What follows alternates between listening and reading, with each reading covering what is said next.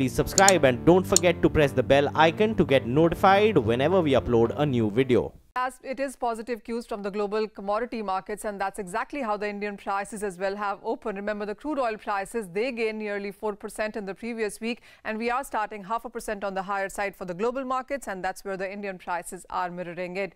You are looking at US rig count increasing, but on the other side, if you look at the global supply inventories, especially with the OECD countries, that has been declining, and the North Sea pipeline shutdown for a second straight week, of course, has been supportive as well. The weakness in US dollar has been supportive for the precious metal space as well. So we have seen steady moves, higher highs come in for that one. The low that we hit on previous Wednesday actually seems to be holding on, and 1255 is now your support for the global gold prices. So on your screens, 0.3% of gains is what we are seeing in the precious metals. Within this space, it is palladium prices which have continued to outperform with nearly 40% gains now for this year being registered. The base metal prices are taking cues from the strong Chinese data. The trade export-import numbers in the previous week have been strong, and today we are reacting to the manufacturing numbers, which also have come in quite positive. Add to that the fact that the weakness in US dollar, and that's taken the prices higher. It is about the steel ingredients which continue to do well. So you have zinc, lead and nickel in the positive is how that one is trading too. The Shanghai markets have opened nearly 2 to 3% on the higher side. That's how LME is trading. The Indian markets, of course, taking cues from the Indian rupee movements as well. Trading strategies, and we have positive cues, buy calls coming in from a couple of them. Angel Commodities advises you to buy in copper with targets of 450 on the higher side. They also have a buy call for the crude oil prices, where they expect the prices to go up to 3,710. We have strategies from Grow Value as well, and they also have buy call in metal and crude oil prices. In metals, they've chosen on zinc with 211 as a target on higher side. For crude as well, they expect the prices to gain up today, and their target comes at 3,740. Okay, Manisha, thanks a lot for that. I tell you something, if you go by the EC's website, there's a 7% gap between the BJP and the Congress. 49% to the BJP, 42% for the Congress, according to the votes counted till now. And I think that is something that the market would really like, because, you know, the problem was that would it be only a 2% gap which would lead to this kind of margin? No.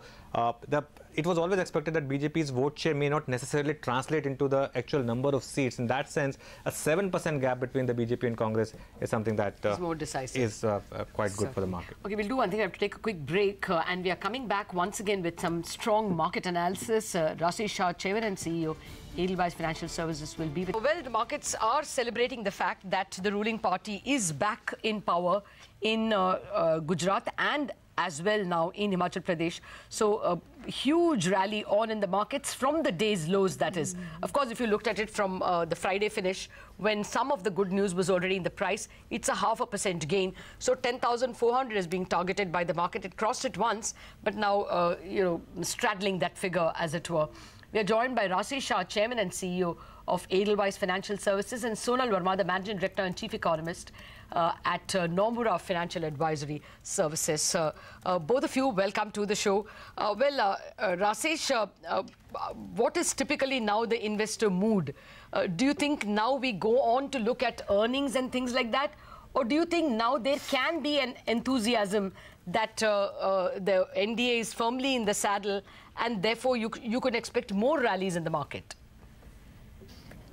I think overall, obviously, investors are heaving a sigh of relief, because this has been for the last few weeks a very intense campaign, and given all the media reports that were coming out, there was a little bit of apprehension, which was also partly not incorrect.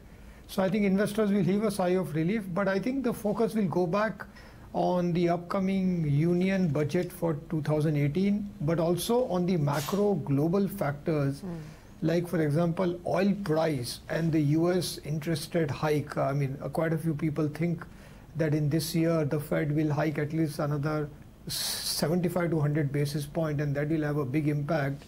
And we have seen oil price now becoming a major factor, and the more and more investors we talk to, the issue of oil price and its impact on India, on our inflation, on the government fiscal deficit, all of that have started to creep in. So I think these two factors will now dominate the investor sentiment going forward. Okay, Mr. Shah, hold on. In fact, I just want to get Sonal Verma in to give a comment on this macro issue that you just raised.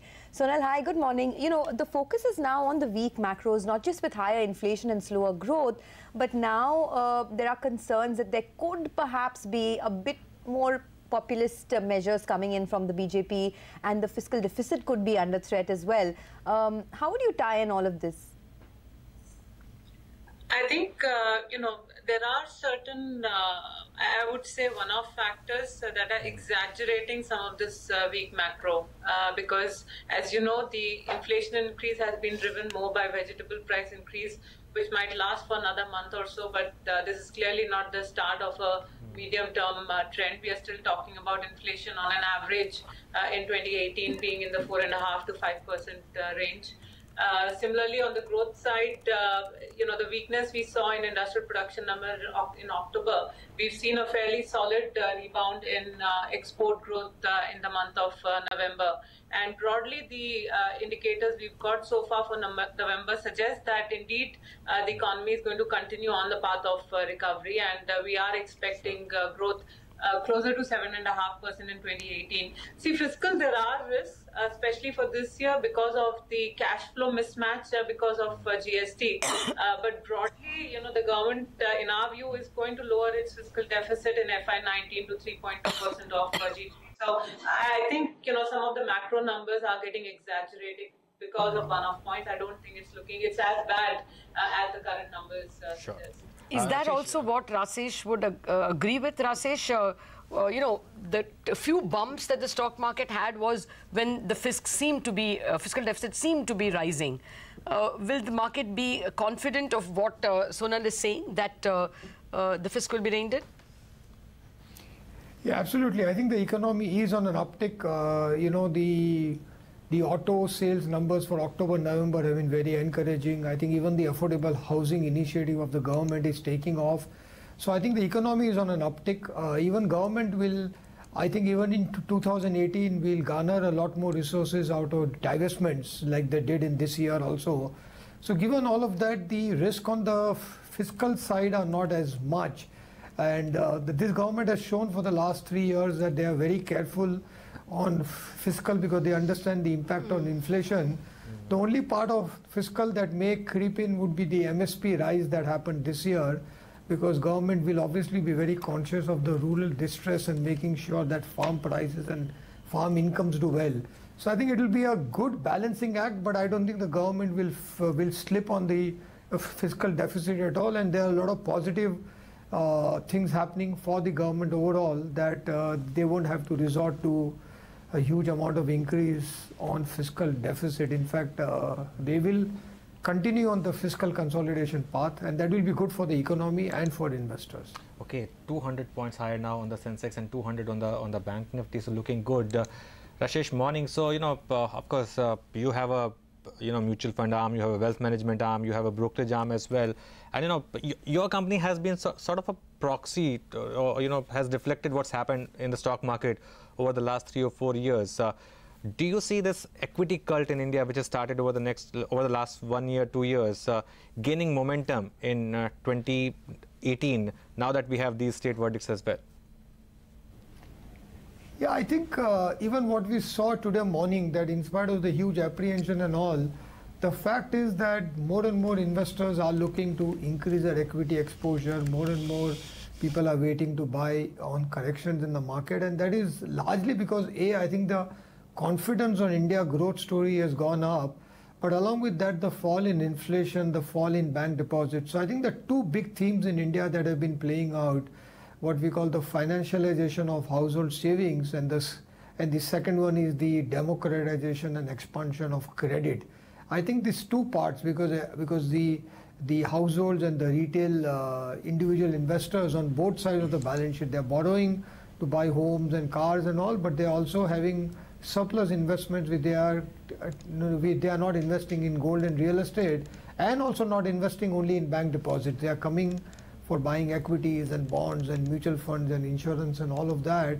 And we think this is a secular trend. It might have some hiccups here and there, but overall, over the next for the last 10 years, this trend has been going on, and I think for the next 10 years on a secular basis, this trend about financialization of household savings should continue. We should remember that the household wealth is now crossed $5 trillion.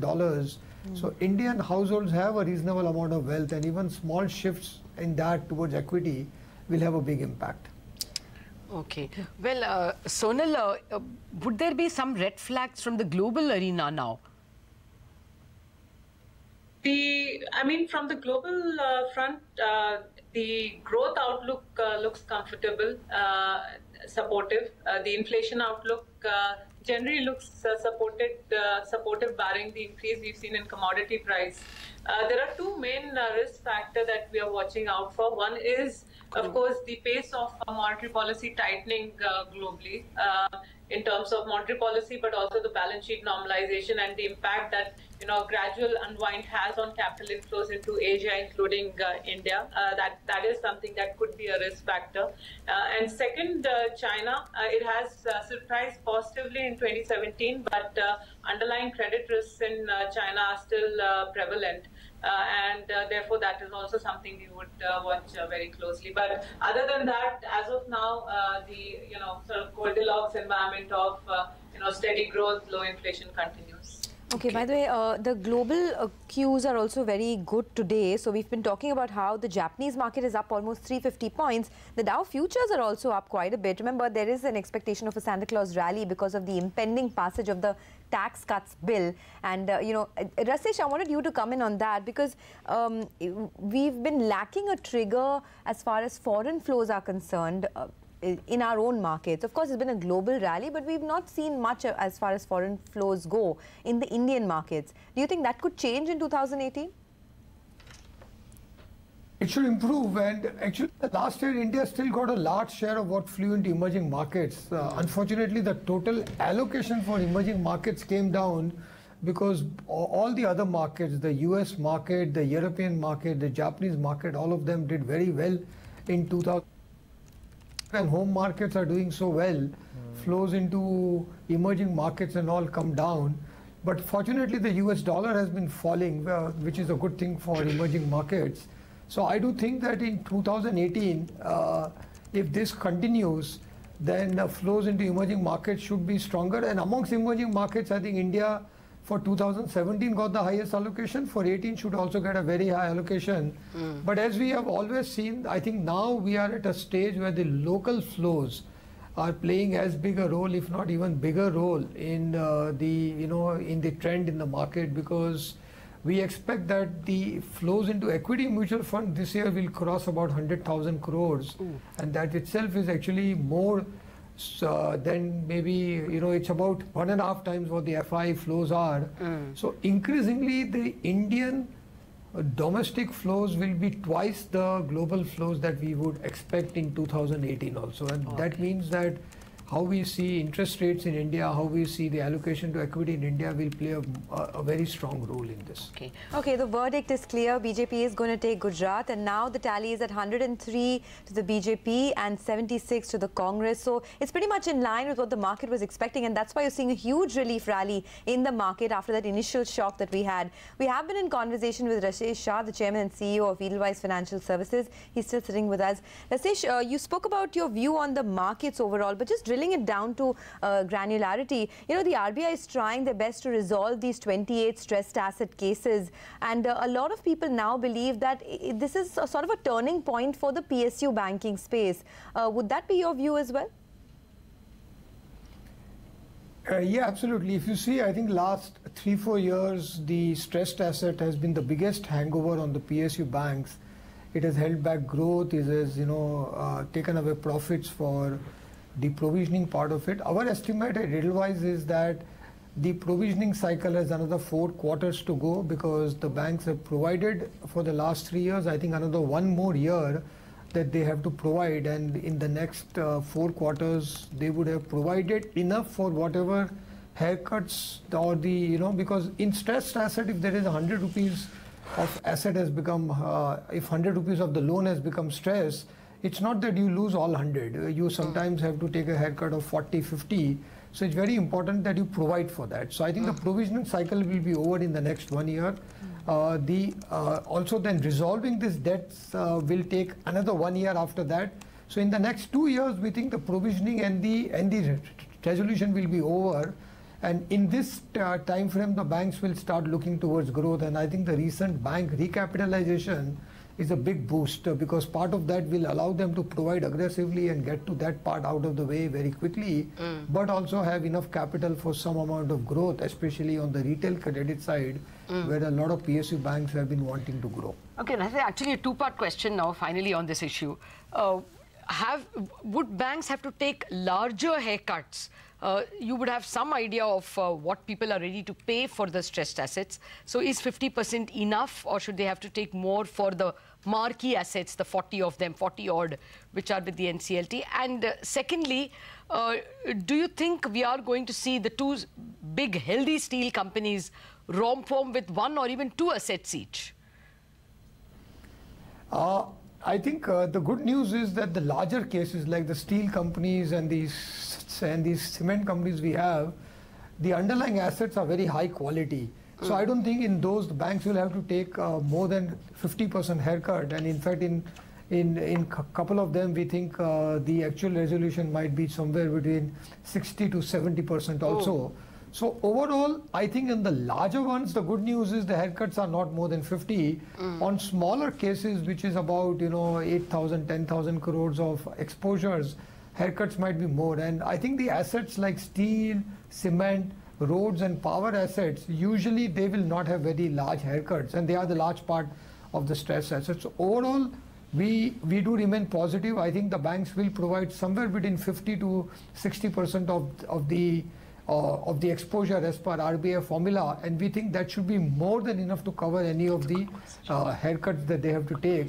And we do believe that the process is going very well. I think in NCLT, the first 12 cases which are there, we are very positive that at least before March, we should get buyers for 3 or 4 of the large cases, and that will be good news for the banks and obviously for the investors.